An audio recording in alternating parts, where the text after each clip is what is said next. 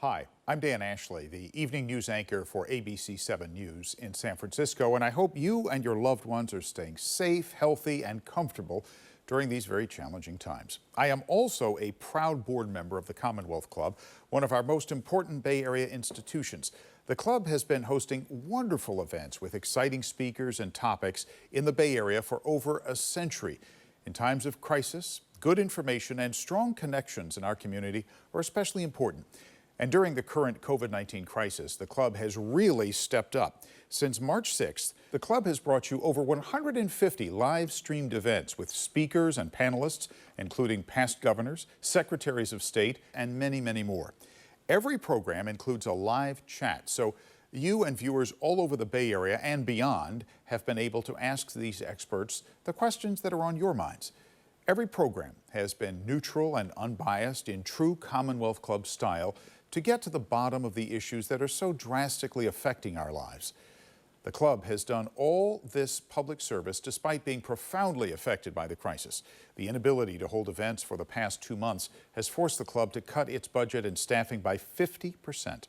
The remaining staff are working from home to bring the community these valuable and informative live-streamed programs.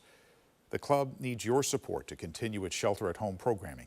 Please make a tax-deductible donation to the club now by texting the word DONATE to 329-4231. That is, donate to 329-4231, or visit the Commonwealth Club website, commonwealthclub.org.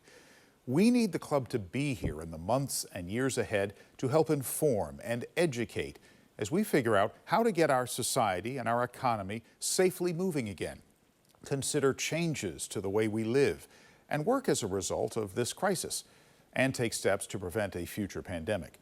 Once again, please support the Commonwealth Club now by texting the word DONATE to 329-4231. That is, donate to 329-4231, or visit the website commonwealthclub.org.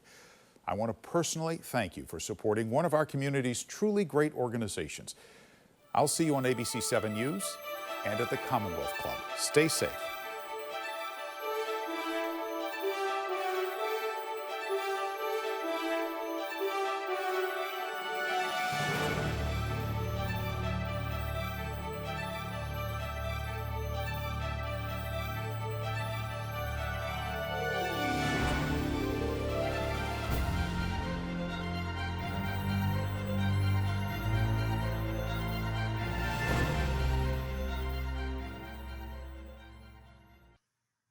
Good afternoon, everybody, and welcome to this virtual Commonwealth Club program. My name is Tim Wu. I'm a professor at Columbia Law School, and I am your moderator for today. And I'll just start with a reminder. During our program, we will have time for your questions, so please submit them in the chat box, and we'll do our best to get to them. Now, it is my pleasure to introduce today's special guest, Zephyr Teachout, who is the author of Break 'em Up, Recovering Our Freedom from Big Ag, Big Tech, and Big Money. Zephyr and I have known each other for a long time. In fact, I was her running mate back in the 2014 gubernatorial primary, and she is an attorney, a political activist, an antitrust and corruption expert, and she has been fighting the good fight for many years now. She sits on the board of directors of the Open Market Institute, teaches law at Fordham University, and so please join me in welcoming Zephyr Teachout. I'll do the clapping. Zephyr, we're here to talk, at least initially, about your book. And one of the things that I found so striking, so moving, was the depiction of the chicken farmers. So, it seems like something people don't think about that often. But what does your book have to say about the career of a chicken farmer? Well, first of all, thank you all for coming, and thank you, Tim, for doing this, and thank you to the Commonwealth Club. Tim and I and others have been part of this growing anti-monopoly movement around the country, and I think it's really important, which is why I write about this in the book, to really give a face and an understanding of what the human impacts of this sort of gross growth of political power in the private sector, what those human impacts are. So I lead off the book with telling stories, and I talk to a lot of chicken farmers about the experience of chicken farmers and the monopolists that they deal with every day, which are the big distributors, Tyson, Purdue, Pilgrim. And the reason I use chicken farmers is in part because we see farmers as sort of the quintessential independent businessman or woman.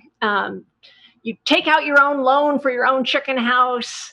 You make your own decisions. But when you actually look at what happens when you are trying to get chickens to market in most markets, except for this tiny little fraction that is direct to consumer, the CSAs, is that basically these chicken farmers cannot survive without going through one of these big monopolists. So let's take Tyson, for instance.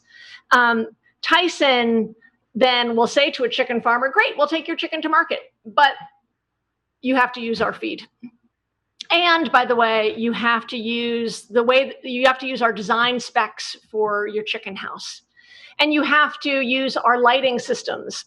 And you have to use our medicines, and you have to use our eggs, and you have to use our consultants, and you have to use our energy sources. And a failure to use any one of these basically means the chicken farmer can't get her chickens to market and goes bankrupt and is on the hook for this $1 million farmhouse.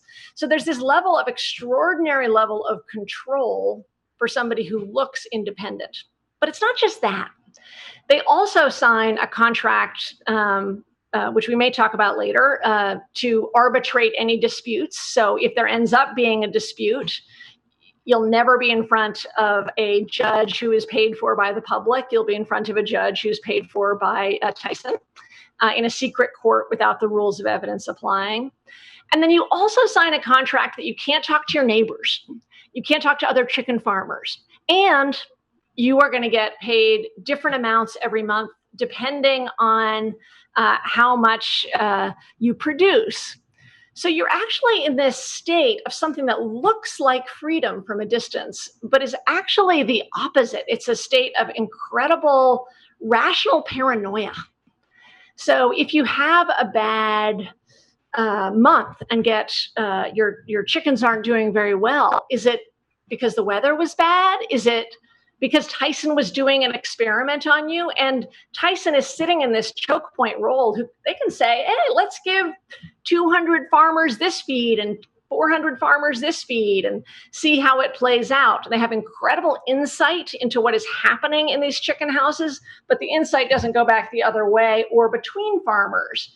So instead, you are truly a subject of this experimental governmental regime. And one of the human effects that I don't think we talk enough about is that it leads to an incredible amount of humiliation and depression. The chicken farmer that I talked to, who served as a guide throughout this chapter, talked about not only the percentages of farmer suicides, which you may have seen. It's been widely reported that farmers have an incredibly high rate of suicide, but talking people down from suicide and the depression and the extreme, almost debilitating anger that farmers feel because of their position of impotence. And so I think it's important to tell that story. Oh, and by the way, John Oliver has did a great show on this. There's been other reporting on this. There's very real evidence that chicken farmers who spoke up against this system during a series of hearings that was held by the Obama administration were retaliated against. So the system actually literally cuts out the tongues of the chicken farmers and makes them politically fearful to talk about the thing that they know the most about. Right. So this is their governing regime. And the argument of the book is that we are all getting chickenized, that this chicken farmer regime is not just in chicken houses, that the Amazon seller has the same relationship to Amazon Marketplace. The Uber driver has the same relationship to Uber. And in industry after industry, you see news sources have the same relationship to Facebook. You see this humiliating relationship of rational paranoia. And it's bad for wages, but it's also bad for our psychic condition. When we were when I talked to you when you were writing this book, I remember you saying at one point that you ended up writing a lot more about suicide than you expected. And one thing I really appreciate this book, and why I urge our audience to get a hold of it, is it does something which is very challenging, which is to put a human face on economic power. Everyone's familiar with what political power looks like. If you get arrested, thrown in prison for your beliefs, but economic power, the kind you're describing, is more insidious. Do you have any other industries or other examples you might highlight, or where what made you say that you're just writing about some very depressing conditions? One thing I've been thinking about a lot that I mention in passing is what is happening to the restaurant industries around the country, and it's become much more severe because of the pandemic and because of restaurants' incredible reliance on delivery apps. But when you look at once you see the basic business model of chickenization, you look at who is moving into that area and who is going to be the chicken farmer, basically, in the next scenario. And there's been a lot of good reporting on how badly the drivers are treated. But the real story about who's the chicken farmer in this situation is the restaurants. So if you have Seamless, Uber playing this platform role, the first step is to get to be one of the 2 or 3 choke points. And you can think of it's some kind of oligarchic power. I think it's actually similar to the mafia in some ways. You have multiples. It's not just one often, it's a couple, but it's not so many that you have meaningful choices. So you want to get in this choke point position. And then once they're in that position, they start by extracting high fees. Basically, if you rely on delivery to stay alive, you need to be on Seamless. And if you're not, it's a death sentence. But then the next steps are the same thing that Amazon and other choke points provide, which is insight into these businesses. How are you operating? Well, I want to basically suck up as much data as possible about these different companies, maybe compete against them. And thinking about the precarious situation that restaurants are in because of the pandemic, and then also because of these platforms. And the reason I think it's important to think about that is not only does it lead to incredible depression and anxiety, but I think anybody, rural or urban, can see the ways in which restaurants and having diversity of restaurants and having not sort of a monolith of restaurants, not just because they're chains, but because they're controlled by Seamless and Uber, is actually really important for community. And so there's so many values that are lost when we allow for this concentration. It leads to conformity, precarity, fear. And one goal I make the explicit comparison between chicken farming and Uber drivers is to show that a lot of the divides that we think we have between rural and urban just aren't there. There are people who are experiencing very, very similar relationships to these forms of power. And then the final point I'd make is that we do actually have a lot of language in politics for talking about this. And to your point, it's one of my goals here is to take back economic talk from the economists. They've stripped away a lot of the rich language to describe how we live, and people feel often really intimidated. They're like, okay, I'm a progressive, so I feel really strongly about tax policy, but they don't feel like, oh, well, I'm not an economist, so I can't say anything about tax policy. They say, I feel strongly about labor policy. They don't then say, well, I'm not an economist, so I can't say anything about what the minimum wage should be. But there is something really, really dangerous and powerful about the way professional economists have said, no, when it comes to market structure, get out. You have no business here. If you don't know how to define what a market is, don't talk. And we have the language for describing economic success. And your intuitive understanding of your world doesn't belong here. And I want to sort of re-invite people's human experiences and say that, yeah, fear is part of of describing economic structures. Joy is part of describing economic structures as well. Now, Zephyr, can I get a little more into this question of chickenification? Is that your coinage? What you're talking about if we get this right, is a little different than what people have in mind when they think of the traditional monopoly, like Standard Oil or Alcoa, let's say. Not everyone, but this one producer who sells everything. Now, what you're talking about, if I'm getting this right, is really middleman monopolies and middleman power. Is this right? Where you have a lot of producers, like a lot of small chicken farmers, or maybe on the Amazon marketplace, a lot of little sellers, and they're the producers, and then you have the buyers way on the other side of it, and then in the middle, the power is where the power has gotten concentrated. So that the middle, the person in the middle, or the corporation middle, that's what we're talking about. I just want to make sure if that's how you see it, and if that's right, is that something you see that has really more recent? Obviously, is going to predate tech, but is there a pioneer? Is this a Walmart who thought of this first? I'm just curious if you think this just came all of a sudden, or has been a gradual process. I do think it's a gradual process, and it's certainly not entirely new to the last 50 years. But one of the things you see is the ways in which Amazon has learned from Walmart, for instance. There's very close study, and somebody we both know, Barry Lynn, wrote several years ago about the way in which Walmart controlled the sweetener used by Coca-Cola, and could do so because access to shelf space was so critical. And sort of a similar kind of model of using access as a way to peer into suppliers and control suppliers.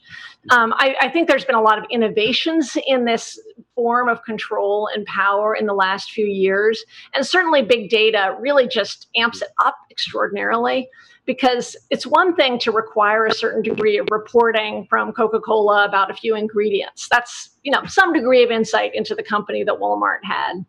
But the kind of insight that if you take, say, another ag monopolist, John Deere, that the tractor company, which is effectively a duopoly market, the tractor companies, the kind of insight they can have into those farmers, like what the weather systems are like, the kind of data they can collect about what is being planted, is so much greater, that it's both an increasingly attractive business model, and why so many people are rushing for that middleman role, and so much of capital is flowing to that middleman role. Because the reason capital flows to it is because you can make a lot of money once you have a choke point, and can differentiate between different suppliers to basically squeeze each just to their breaking point, but not to break. And before, I think you had to be a lot more general about that. As you have written about, and I also write about in this book, the major innovation is the legal innovation, and the changing ways of thinking about this. And so much of the changing way of thinking about this is to say, let's really focus on the consumer and not look back at the suppliers. But another part of this insight that companies have that I talk about, and it's a dark prediction that I want to make a dark prediction about, is that there's two categories that are especially harmed by these choke points: the suppliers of goods, but also workers, people who work directly for these companies. In the case of Amazon, this is warehouse workers. And one of the things that we are seeing a pretty rapid adoption of is workplace surveillance. And that workplace surveillance necessarily has a political valence. Citizens United allowed corporations to spend unlimited money in campaigns so long as they aren't coordinating with the candidate. But it also basically freed up these same corporations to not be worried at all about political spying or pushing political messages to their own workers. And workers are, again, rationally paranoid. There's some recent evidence that a decent percentage of workers, over 10% of workers, actually fear political retaliation for their political beliefs. that should be really worrying. And the more you increase surveillance, not just to workers, but the dark vision is to the workers of those suppliers. That sort of surveillance can jump deep down the supply chain. That has really profound political effects, because when you have a concentrated system plus surveillance plus rational paranoia and fear, and especially now with so few jobs and with genuine precarity, people feeling so uncertain, it actually leads to a lot of people just shutting up about politics in different ways. And Montesquieu, who was the fountainhead, the most important thinker that the framers of our own Constitution relied on, said that when you see signs of fear in interesting places, fear is a sign of tyranny. So, like, be alert to places where people are strange, places where people are scared. And when I started to sell this book, before I'd written it, I was sitting across the table from a potential agent who really liked this idea of chickenization and said, just don't make it about Amazon. And he didn't have any direct evidence that Amazon would suppress the book. This is how fear works, is just a sort of preemptive, cautious approach to say, well, I know they control the book industry, so let's just find a different example, put it later in the book. And if that's a conversation I'm having, and you and I have been very outspoken about our views, think of all the little driblets of fear that are suppressing a vibrant political life for people who are in much more precarious situations. No, I understood. It highlights something that I think is interesting and important about your book, is this idea you have of private government, the importance of understanding what's going on as governance. Can you say a little more about that idea? In fact, I think you equate monopoly with tyranny at some point, and put this all together for us. Yeah. So I actually come to this, to writing about this, from a very different background than Tim. I started by writing about corruption, and started by writing about public government and ways in which public government could be corrupted. And one of the things I realized is that in so many areas, we are functionalist in the way we describe things. That is to say, if it looks like a duck, it walks like a duck, we say, we're going to call it a duck. Everybody understands that it's a duck.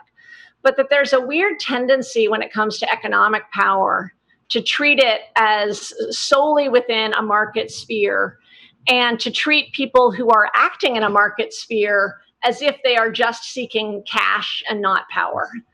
And I just think this is like a bad human nature analysis. Read Shakespeare. The idea that maybe there are a few people who are cash seeking only, but there's most of our big tycoons are quite happy with their powerful perch and their control over other people. And when it comes to tech, they've described this in different ways. Bezos has said, he's more private than others, but he says, I like to be depended on, which is either a nice thing to say or a little bit, makes one a little bit uncomfortable when you realize the degree of dependence is the kind of thing you can see a tyrant saying, I like to be depended on. Or Eric Schmidt, who said, just give me a city and we'll run it better.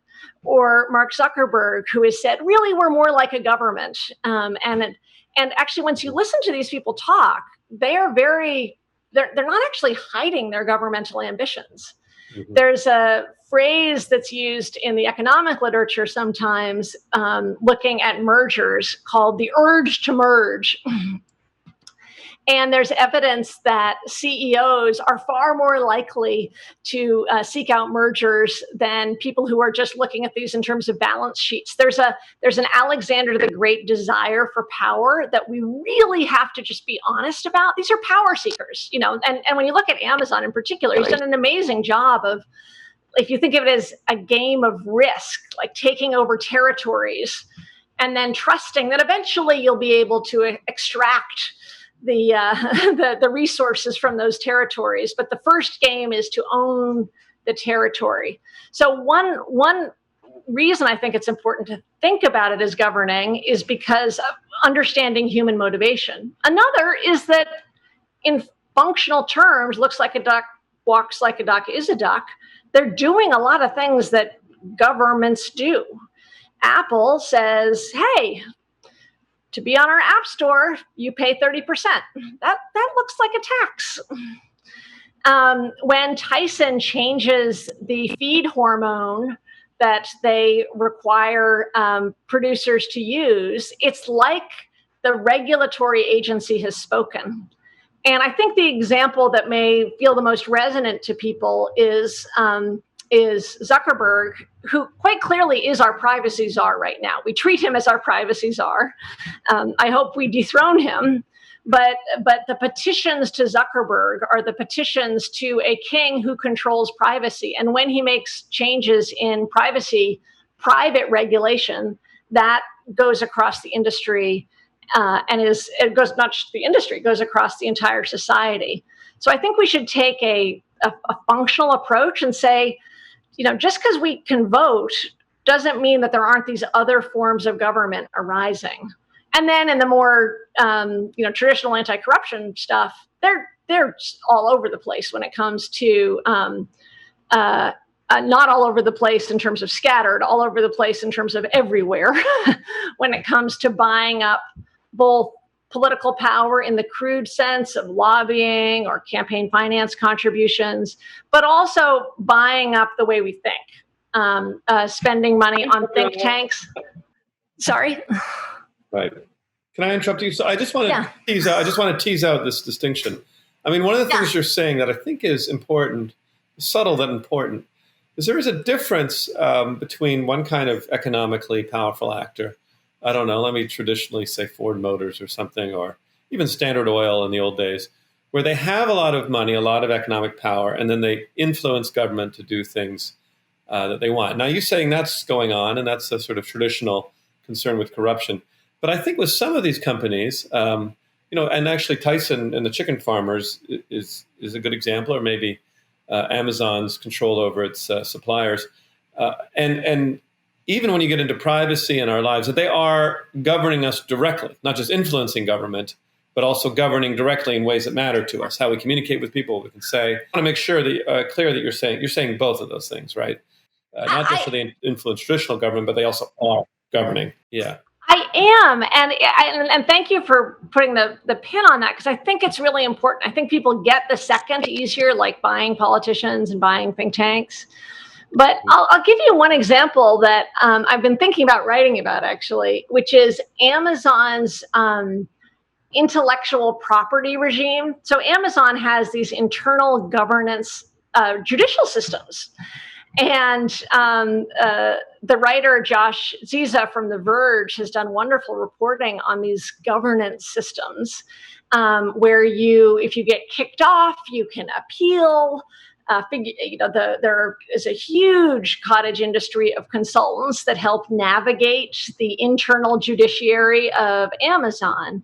And there have been two kinds of stories that go in seemingly opposite directions. Stories of Amazon summarily kicking off people without any process for being fakes, and stories of Amazon, despite repeated claims, not kicking off fakes. And in fact, there's some great congressional testimony from the CEO of a company called PopSockets, who describes his experience as finally getting the fakes kicked off, just direct ripoffs kicked off once he separately purchased Amazon advertising. So seeing that there's a relationship between purchasing one good and responsiveness in the other way. But what's interesting to me is that we could say Amazon is really strict about intellectual property, or we could say Amazon is really lax about it. I think the better way to say it is that they have their own judicial regime, but it's a self-serving judicial regime. And there may be some situations in which Amazon really benefits from a flood of fakes because it drives up the prices. and other situations where Amazon is hurt by the flood of fakes. But it's a private intellectual property regime that has some distant relationship to our public intellectual property regime. But as far as sellers are concerned, it matters far more than the public intellectual property regime is Amazon's own governmental systems. I want to pick up and emphasize something else that you said. If I understand your book correctly, and I think this can almost get glossed over, even though it's so important. What you are concerned about is actually slightly different than what antitrust has come to be concerned about since about the 1980s. The concern that has been a concern since the 80s, driven by price theory, Chicago school influence, other things that I won't bore people with, is the problem of things becoming too expensive, right? So someone makes washing machines, they have a monopoly, and they sell them for $1,000 instead of $500. But you are concerned, and it's just evident throughout everything, about the effects on producers. So not just what it means to buy stuff in this country, but what it means to try and make stuff in this country. You're concerned about labor, what it means to work in this country. And I guess my question is, obviously you think it's right for antitrust to care about all this kind of things. Why don't you think antitrust, what has happened, maybe I'll ask it, that you don't get, it just seems natural that you would care about what it means to work in this country, what it means to make things in this country. Why isn't it that antitrust is doing that? Wow. Starting in about 1980, although there's a more gradual story, and it's so great to talk to you about it. And I do have to say, you should definitely buy my amazing book and read it and discuss it. But you should also read Tim's book and his incredible history and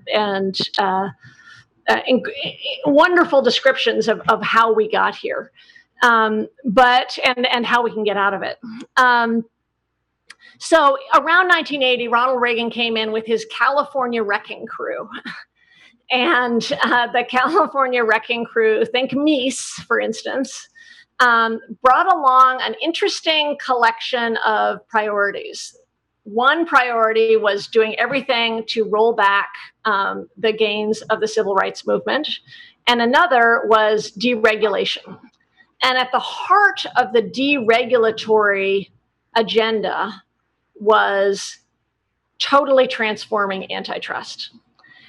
And I want to pause on this for a second, because I think sometimes people, even people who think they understand this and care about it, to realize that if the Reaganites believed that if they could change antitrust, they could change everything, and they were right.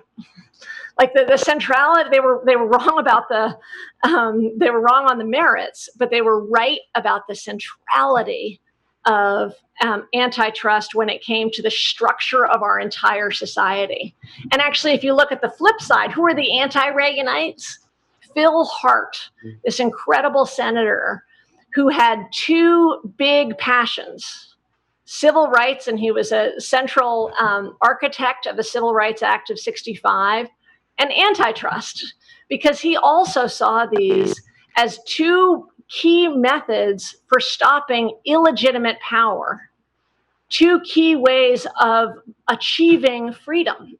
And so I actually, the core values I start with are values of freedom and equality. Like, this is what we should be seeking in our society. So Reagan's Wrecking Crew comes in and they appoint judges, and they bring in enforcers who don't believe in enforcing, and they rewrite the antitrust guidelines to say what these laws are about, the existing laws are about, is not about all of these human democratic values. All of these laws are about making sure your toothpaste doesn't doesn't cost too much. I care about consumer price, and people should care about consumer price. But there's something really weird, and it's bad history, bad law, to focus on consumer price as the only value that antitrust laws reflect. I sometimes think about it like, well, no, I'll Yeah, sure. keep going with this. Yeah. So the real mystery then is, well, after Reagan, why didn't? Yeah. And I write about this a little bit, but I think one area that we all have to really think about is the relationship between race and corporate power. I don't think it's an accident that the California wrecking crew that was sort of seeking a more authoritarian society brought these two agendas along together. It doesn't seem like an accident that Hart connected those two. I think we now tend to think about them as separate, but they're deeply connected. And having said that, I don't think I've fully answered the mystery of whether it was a bargain on the part of the Reaganites, basically we can get corporate money to align with the civil rights backlash if we give them these favors, or vice versa, or if it's a coherent ideology, because I think those are two possible ways to understand the connection between the two. Sure. Great. Actually, I want to apologize to our audience if I have any distortions. I'm actually on an Ethernet connection, so it's not Wi-Fi, but I have the local ISP monopoly. I'm out in the country. You have no choice, and they are just melting the ice cube, as they say. Making no investments into making this DSL connection any better. Anyway, one thing I wanted to tease out a little more on this topic of private governance. It is not entirely unprecedented in this country, especially as compared to other countries, to have private industry occupy roles that would be traditionally occupied by government in other countries. For just a very trivial example, garbage collection in a lot of the United States is done privately, while most of the rest of the world is public. And health insurance, another big example. And even when it comes to employees, I think we're one of the few developed countries in the world which has the presumption that employers will provide the health insurance as opposed to government. So one model, if you think about the mid-century somewhere, there was a lot of private power. There was this idea that people in their lives were cradle to grave employees and taken care of. They had health care, maybe they even had housing. It's in a corporate town sometimes. So is it enough? Or is it maybe your vision that if you accept the idea that we are being effectively governed by very powerful companies, that all we really want them to do is be better rulers? Give people are working in Amazon warehouses, pay them more, give them better benefits. If our next generation is destined to be doing that job, do we just want them to be more publicly spirited, or do you sort of reject that altogether as essentially anti-democratic? I'm just curious if it's just improvement or what you think is the answer. Yeah, it's a great question, because I think the one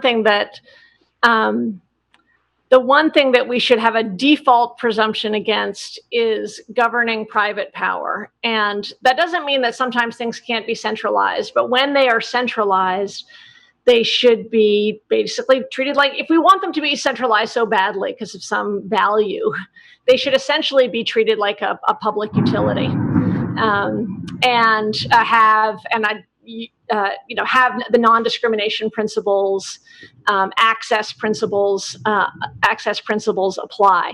But you're right that in a few areas, not in retail like it is now, not in farming, in a few areas, there were companies that played a role that now feels just almost like a fantasy, where the companies it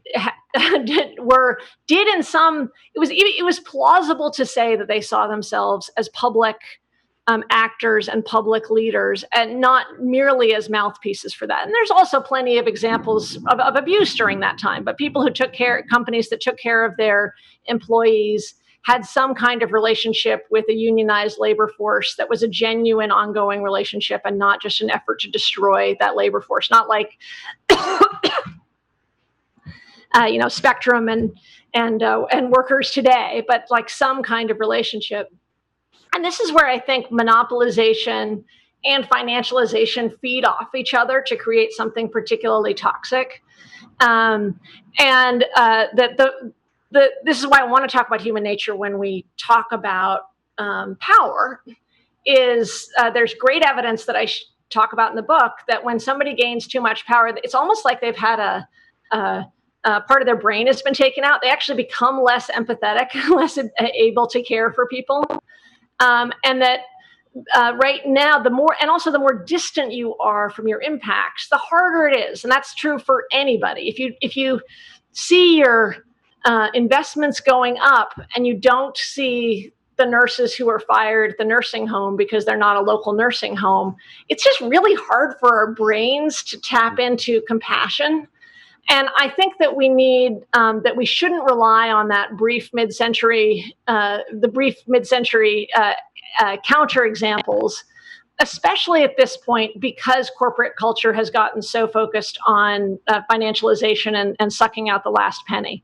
It's not that it couldn't exist for a minute, but I think it would be foolish to return to that. The question for me then, Tim, though, is not how do we destroy the existence of markets, but what are structures that we can have in place that make it more likely that the owner of the shoe company, hopefully not a monopolist, the owner of the nursing home, separate question about, I don't think they should be privatized, but the owner of these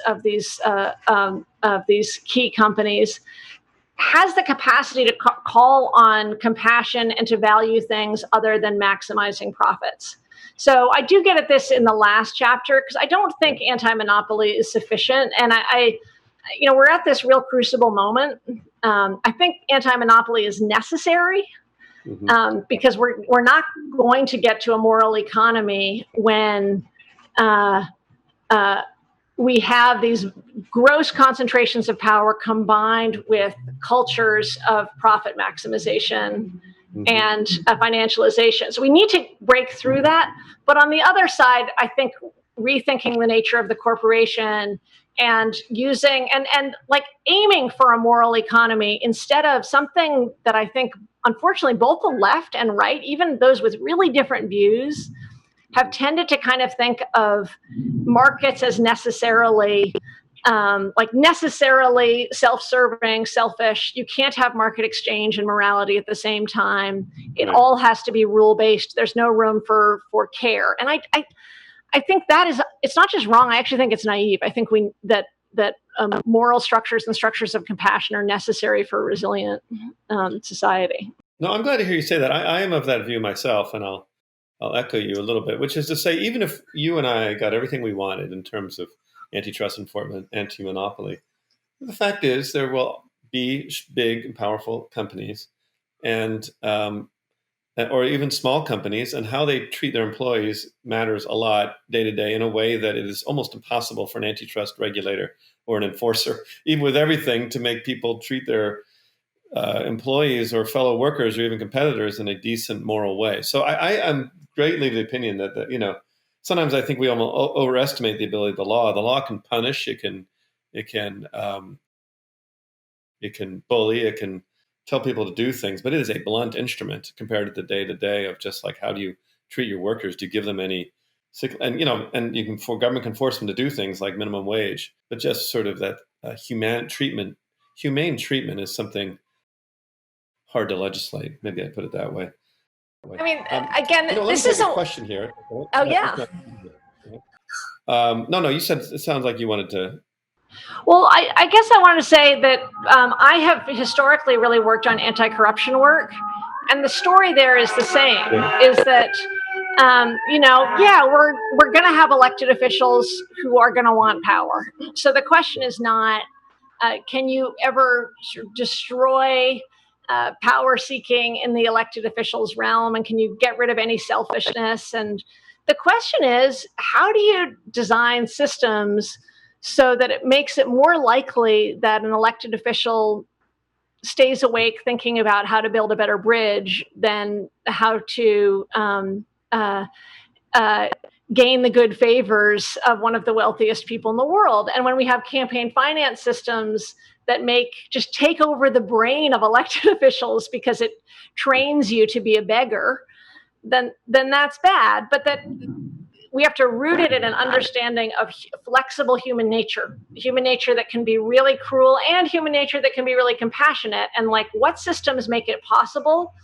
But that won't be sufficient. We still have to reintroduce some hope for caring for each other.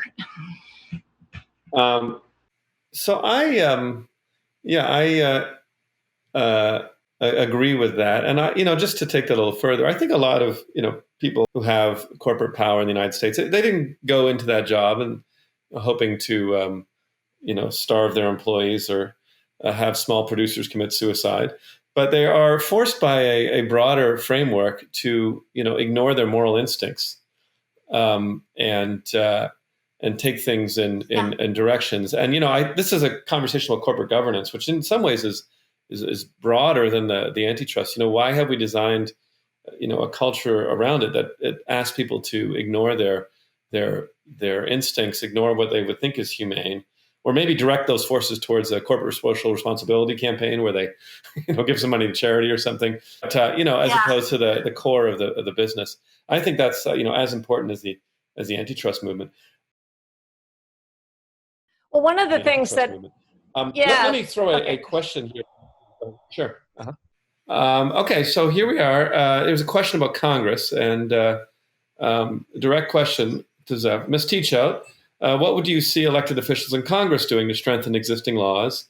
And you give an example of a new law that can best address breaking corporate power. Yeah. So I think the most important thing for Congress to do is legislate a structural approach towards anti-monopoly. And this is something that regulatory agencies did until the 1980s, basically brought a structural approach. Another way to think about a structural approach is a prophylactic approach, like a speed limit. Like, you may be speeding totally safe right now, but we aren't going to let you go above 65 because once we allow people to go over 65, more people die. So a structural approach in the anti-monopoly arena is to say, we just are going to be default opposed to, with possible it's overcome, to mergers in concentrated industries, even small ones. Even if it's 5% and 3% of a market, we're just going to have a default anti-merger presumption. And that we're similarly, another structural approach is if there's been a continuous monopoly really dominating the market, even if it's grown up organically over 5 years, you have a default presumption that you have to break it up. And both of those kinds of laws don't say, in this particular instance, you abused your power by charging suppliers too much to have access. Although I think we separately need to be much more aggressive in that kind of investigation. But they say, we just don't want to be in a situation of you being in a position where you can abuse your power. So I think when it comes to tech, for instance, people often have a organic mental model of what Google or Facebook or Apple is. Google bought a company a week in 2011. Right now, we are in the middle of one of the biggest acquisition sprees, the biggest since 2015, with big tech companies actively acquiring. And it's something I actually want to ask Tim about. This was a big topic at the hearing 2 weeks ago. One of the repeat topics were questions about acquisitions. I think Congress should step in where regulatory agencies used to and say a default no on acquisitions once you have a certain amount of market structure. But I have a very specific question, which is, Tim, you have been speaking about the Instagram Facebook merger, an example of a company acquiring what looked like a small company at the time. And you've been critical. What did you see in the hearing that was interesting about that acquisition? It wasn't for me just the hearing; it was the document dump. So one of the things the subcommittee did, which was great, and actually I think shocked some of the companies, is they had subpoenaed. They'd used the subpoena power the way it's supposed to be used. Usually, I don't know what they try and do with it, but they used it. They got all these documents, all the emails, all the texts, and I think they were shocking. They revealed that, and I think it was the worst for Facebook. Facebook has had a program for the last 12 years where they are watching potential competitors on the horizon, and there's no bones about it. The intent is to eliminate them as competitive threats. You were talking about Alexander the Great earlier. It's a little more like Genghis Khan. There's two choices: join us or face what actually not extermination, but you face a clone version. And it's very explicit in the emails. And everybody had kind of rumored about it, talked about it.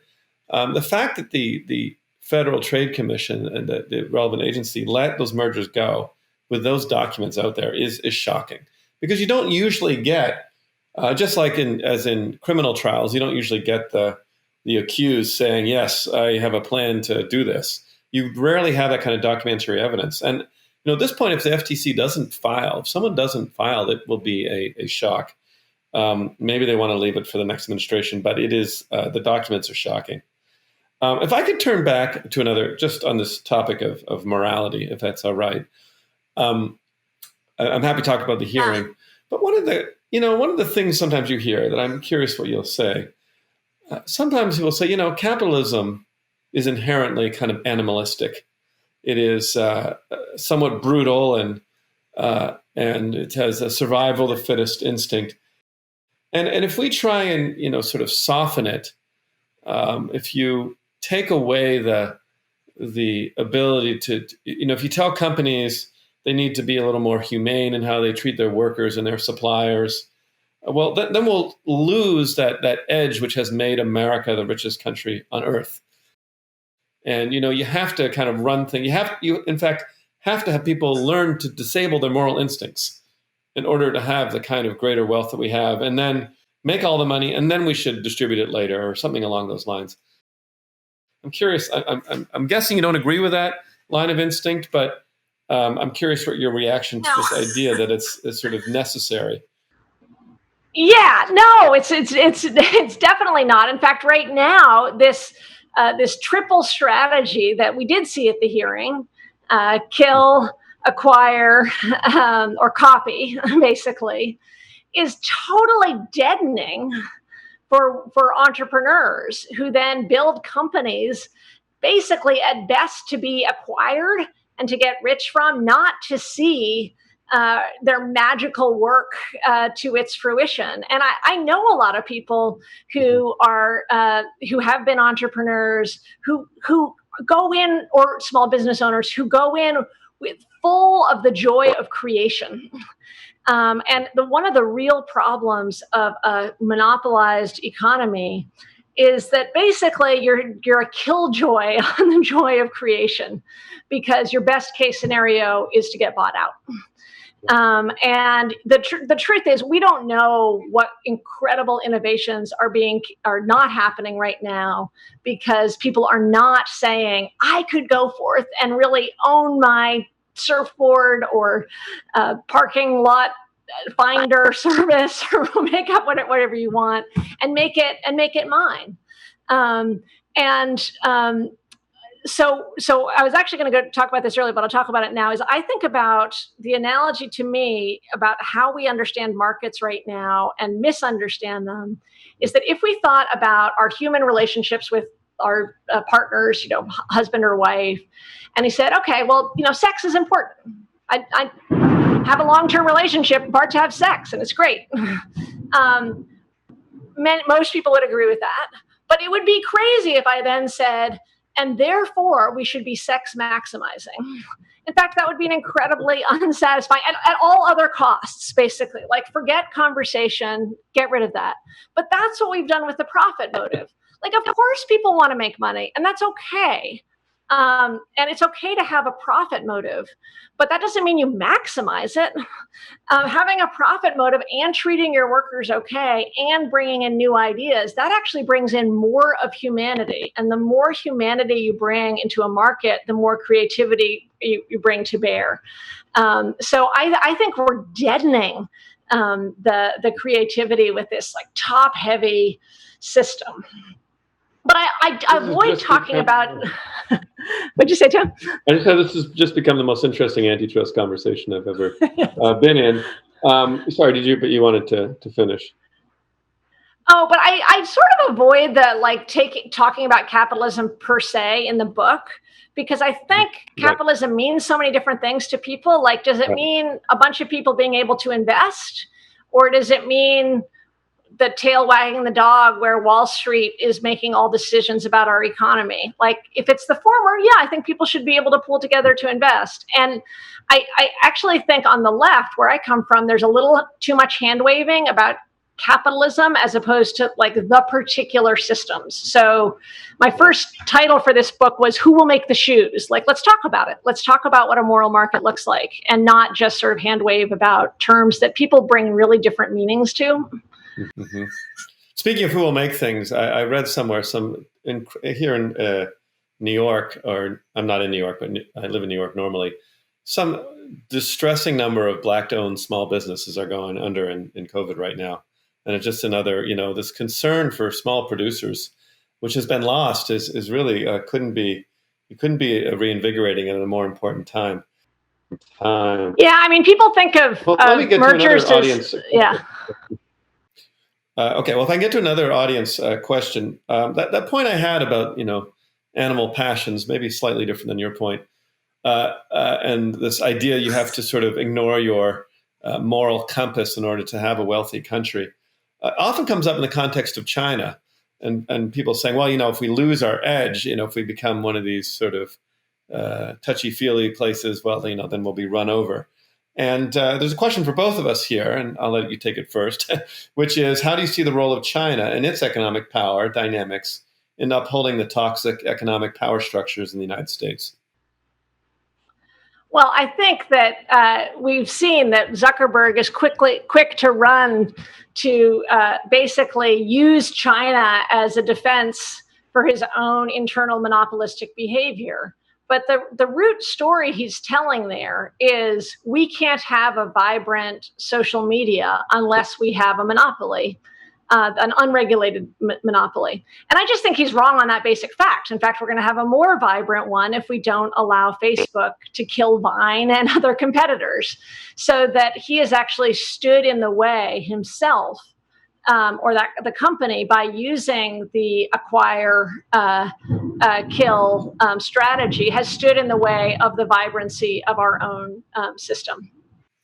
Yeah, let me take another. I'm going to say something slightly different about it, which relates to this question of producers.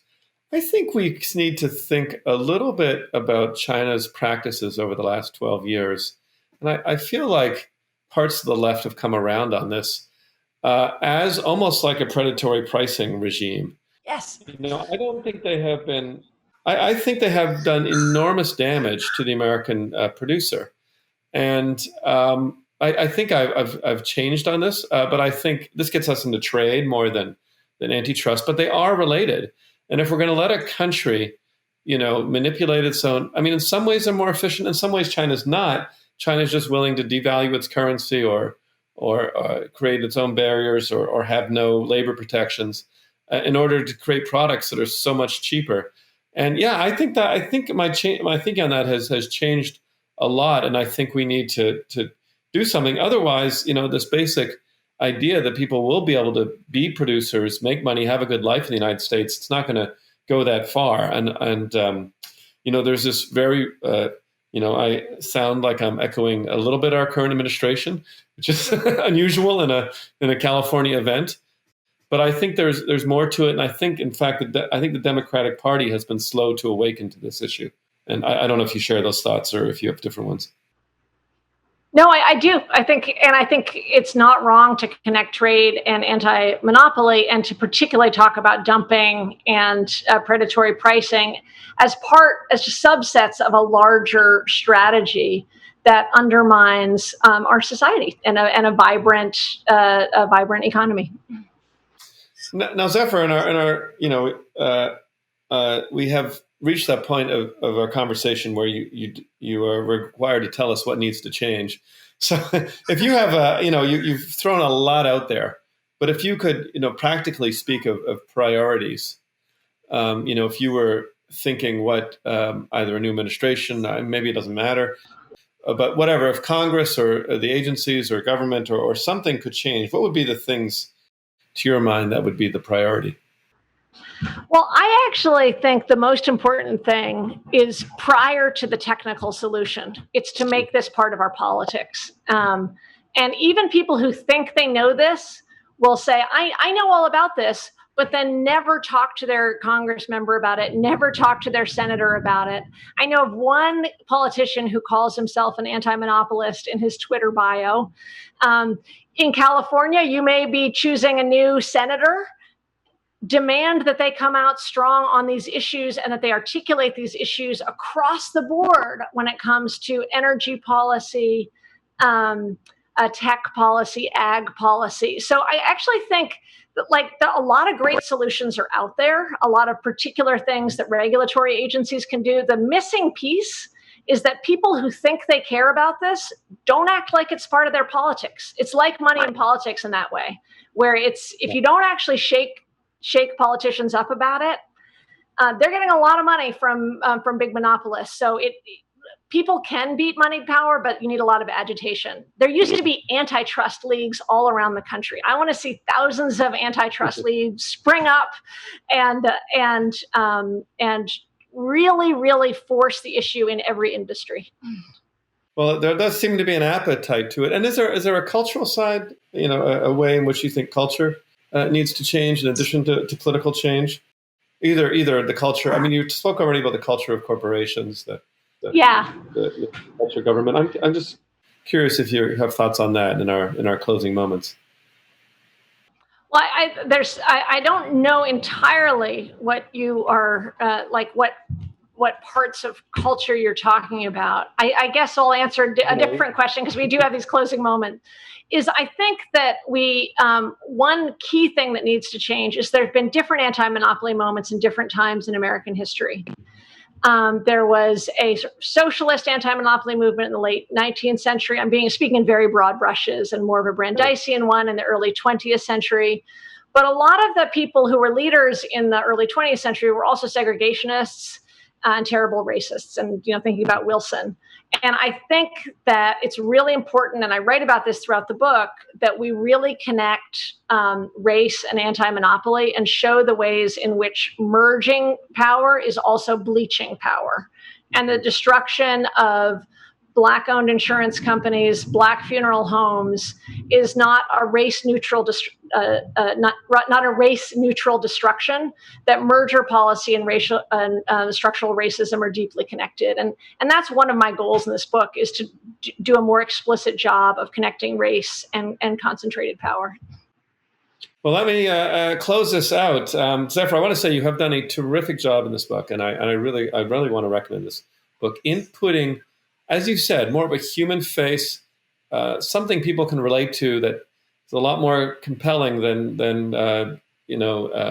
price theory. I mean, I like price theory as much as anyone else. Behind the face of economic power and the impact of economic power and its meaning and its potency. So let me give you thanks and remind you that the book is entitled Break 'em Up, Recovering Our Freedom from Big Ag, Big Tech. Oh, is that the cover? Can you put that up again for us? Yes. Oh, good. And Big Money. And I would be remiss as a fellow author to say if I didn't encourage everyone to buy a copy through your local independent bookstore. If you do buy it from Amazon, I don't think Zephyr will. It's nicer, but I don't think it's important that you read it. And we want to finally close by expressing all our appreciation to all our viewers joining us online. The club has a wide range of virtual programs coming up, so please visit the website for more information. I'm Tim Wu, and this concludes today's program. Goodbye, everybody, and thanks.